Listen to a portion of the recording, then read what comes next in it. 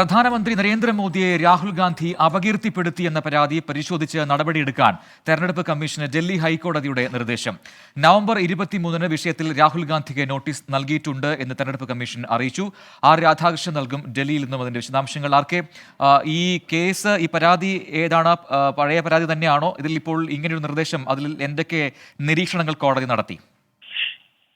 തെരഞ്ഞെടുപ്പ് സമയത്ത് രാഷ്ട്രീയ പ്രവർത്തകർ നടത്തുന്ന വസ്തുതാവിരുദ്ധമായിട്ടുള്ളതും അപകീർത്തികരമായിട്ടുള്ളതുമായ പരാമർശങ്ങൾ, അതുമായി ബന്ധപ്പെട്ടിട്ടുള്ള ഒരു പൊതുതാൽപര്യ ഹർജിയാണ് മുതിർന്ന അഭിഭാഷകനായിട്ടുള്ള ഭരത് നാഗർ ഡൽഹി ഹൈക്കോടതിയിൽ സമർപ്പിച്ചിരുന്നത്. അതിന്റെ ഭാഗമായിട്ടാണ് രാഹുൽ ഗാന്ധി രാജസ്ഥാനിൽ നടത്തിയ ചില പരാമർശങ്ങൾ പ്രധാനമന്ത്രി നരേന്ദ്രമോദിക്കും ആഭ്യന്തരമന്ത്രി അമിത്ഷാ ഉൾപ്പെടെയുള്ള രാഷ്ട്രീയ പ്രവർത്തകർക്കെതിരെയും നടത്തിയ പരാമർശ വിധേയമായത്.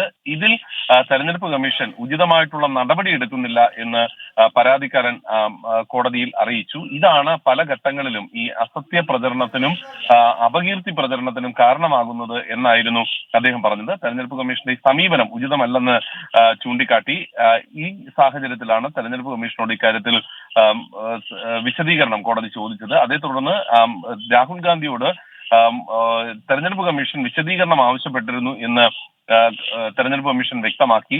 രാഹുൽ ഗാന്ധി നടത്തിയ പരാമർശം പ്രഥമ ദൃഷ്ട്യാ ദുരുദ്ദേശത്തോടു കൂടിയുള്ളതാണ് എന്ന നിഗമനം കോടതി നടത്തി. ഇതിന് തുടർച്ചയായിട്ടാണ് തെരഞ്ഞെടുപ്പ് കമ്മീഷനോട് ഇപ്പോൾ ആവശ്യപ്പെട്ടിരിക്കുന്നത് ഈ പരാതിയിൽ മറുപടി നൽകാത്ത സാഹചര്യത്തിൽ നടപടി സ്വീകരിക്കാനായിട്ടുള്ള നിർദ്ദേശം നൽകിയിരിക്കുന്നത്. അത് കോടതിയെ അറിയിക്കുകയും വേണം. ആർ രാധാകൃഷ്ണനാണ് വിവരങ്ങൾ നൽകിയത് ഡൽഹിയിൽ നിന്നും.